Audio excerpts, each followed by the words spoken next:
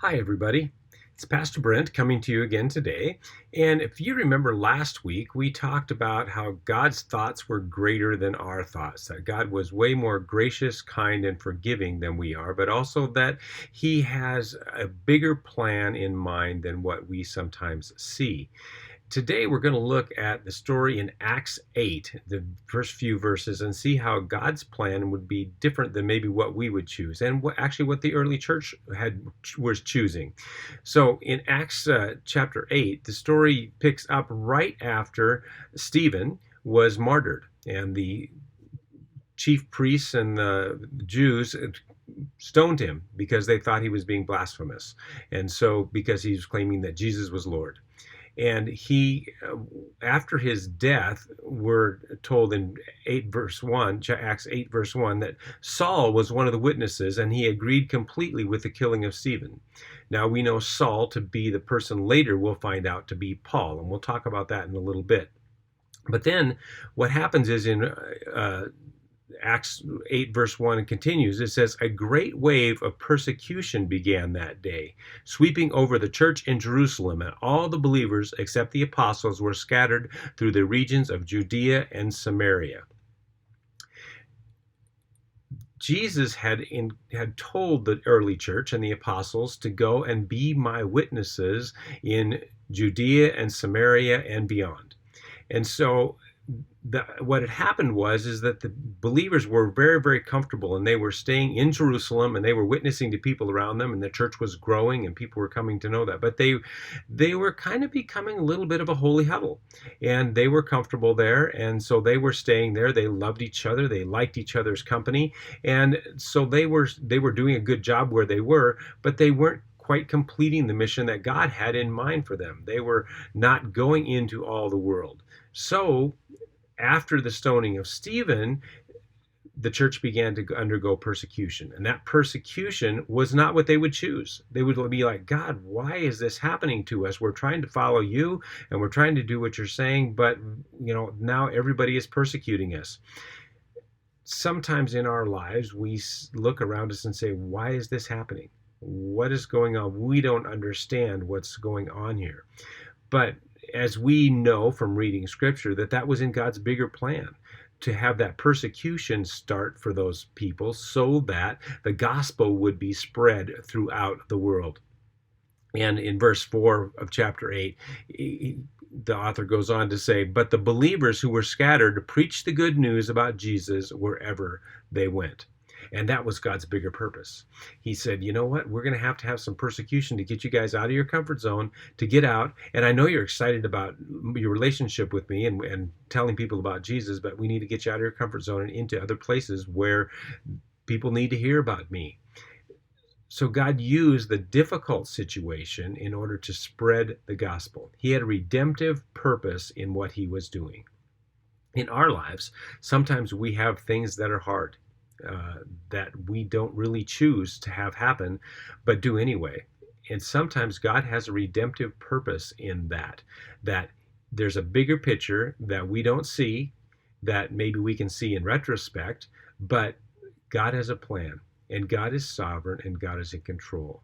And we can take great comfort in that fact that when we're following Jesus and we're trying to be obedient to him and love God with all our hearts and love our neighbors, that God's going to be working in our lives. Sometimes the pain of persecution is what it takes, or hardship is what it takes for us to move deeper into our relationship with God, or move us to a place that he wants us to be. We don't like that truth, but oftentimes where our most growth comes is through suffering. And Bill Thrall in the book The Cure talks about that. It says we grow into maturity when we endure suffering and we cling to God through that. I honestly, personally don't like to grow that way. I would rather grow much easier ways, but that's not the way that God usually designs it. And so we can embrace the hardship that's around us, whether it's a COVID-19 ramping up epidemic, or whether it's sickness, or whether it's death of a loved one, whatever that might be. God can use that redemptively as long as we turn to him and cling to him through that process. Doesn't mean it's easy, doesn't mean it's not painful, but we can trust that God is with us through that whole process. In this story, it also talks about how Saul was basically became a persecutor of Christians.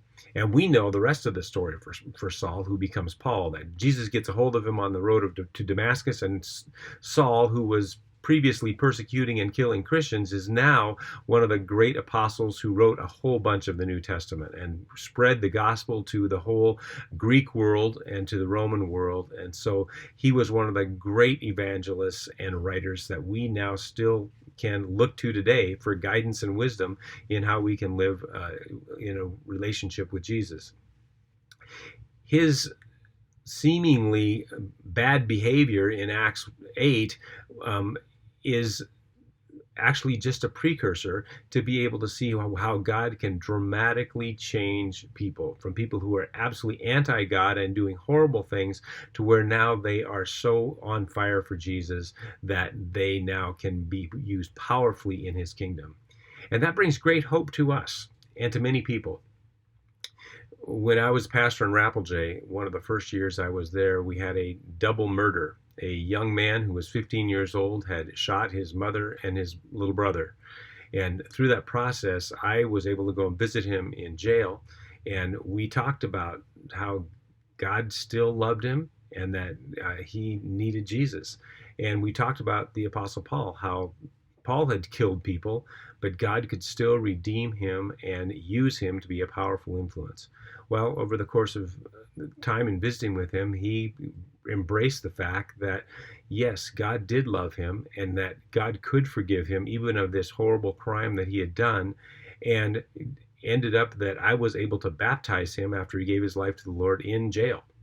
And he still is in prison, but he has become a powerful witness for Jesus, and he can talk to people and in a way that none of us really can, because he can say, yes, this is what God did for me. He forgave me even though I committed a horrible crime, but God forgave me, and now I can have hope in him. And so he's a powerful witness in prison.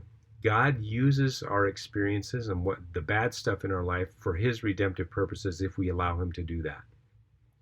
So we can gain great encouragement from this, is that God uses all kinds of things in our lives for his greater good and often for ours as well.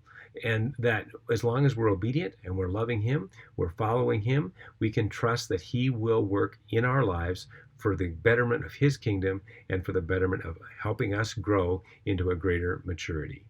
So we can take hope from that as we look at that story from Acts 8 today. So hope you guys take that to heart. Have a great week. We'll talk to you again soon.